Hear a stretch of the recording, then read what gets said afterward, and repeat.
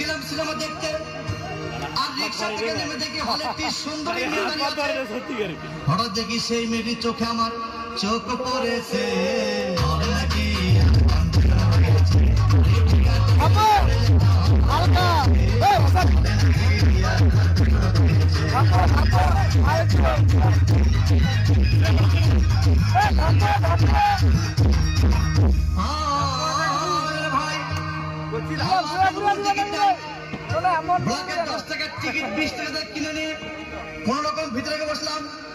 হঠাৎ দেখি পাশে চেয়ারে সেই মেয়েটি আমার পাশে বসেছে।